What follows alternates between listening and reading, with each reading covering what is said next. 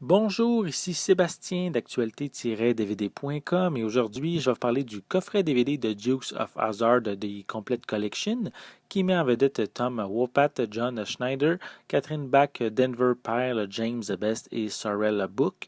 C'est distribué par Warner Brothers et sorti en magasin le 17 novembre 2015. À bord de leur bolide baptisé Général Lee, les cousins Duke règnent sur les routes de leur comté de Hazard. Aidés par leur cousine Daisy et leur oncle Jesse, ils rétablissent la justice mise à mal par les agissements de l'ignoble boss Hogg, en n'oubliant jamais de tourner au ridicule Roscoe le shérif. Série diffusée aux États-Unis de 1979 à 1985, la série a su s'imposer grâce à son humour et à la fameuse General Lee, une Dodge Charger 1969 conduite par les deux cousins. La famille des Duke est très proche et n'hésite pas à aider les autres membres de la famille à se sortir du pétrin, et même si la majorité du temps ils complotent contre les magouilles de Boss Hogg et du shérif Roscoe, ils n'hésiteront pas à unir leurs forces tous ensemble lorsque le comté est menacé.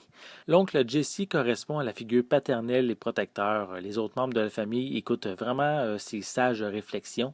On a également Bo et Luke qui sont inséparables, comme des frères malgré qu'ils soient cousins. Ils font tout ce qu'ils peuvent afin que la justice règne, surtout si cela concerne un des membres de la famille. Leur cousine Daisy permet d'avoir une touche féminine et elle n'est pas simplement là pour son physique. C'est une femme forte qui sait se défendre et qui est aussi un atout essentiel à la famille Duke lors de plusieurs situations. De plus, elle est aussi habile que ses cousins lorsqu'il faut conduire un véhicule.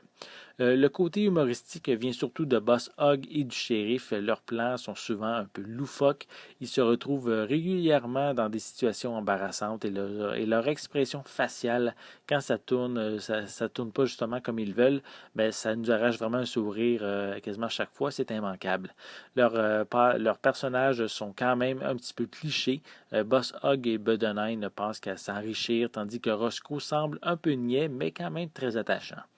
C'est justement ce qui ressort de la série. Peu importe parmi les personnages principaux, méchants ou gentils, on les trouve sympathiques et c'est vraiment très difficile de les détester.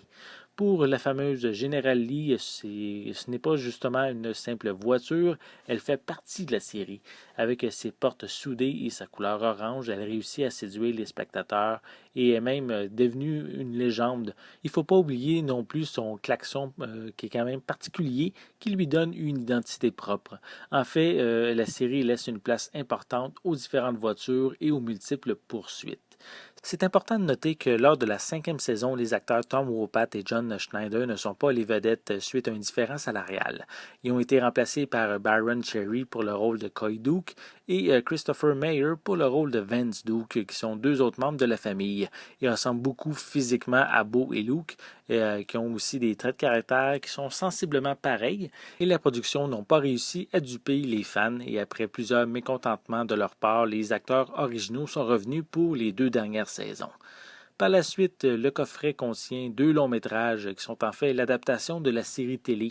Le premier film, qui s'intitule tout simplement The Duke of Hazzard, a été réalisé en 2005 et il met en vedette Sean William Scott, Johnny Knoxville, Jessica Simpson, Willie Nelson et Burt Reynolds.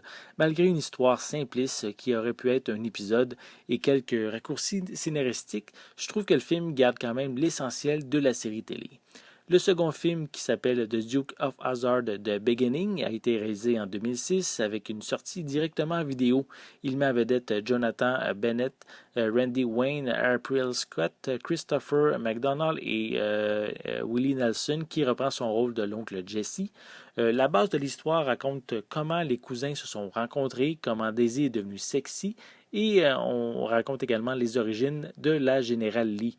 Même si les poursuites sont au rendez-vous, mais je trouve qu'on ne retrouve pas vraiment ce qui a fait le succès de la série dans ce film-ci. On retrouve plusieurs incohérences avec ce qui existait dans la franchise auparavant. Et je trouve aussi que ça met un petit peu trop à l'avant la sexualité, qui n'était pas vraiment le point central de la série d'origine. Pour les pistes sonores, l'ensemble de la série télé est disponible en anglais mono avec des sous-titres en anglais pour les saisons 1 à 5, ainsi que le français et l'espagnol pour l'ensemble des saisons.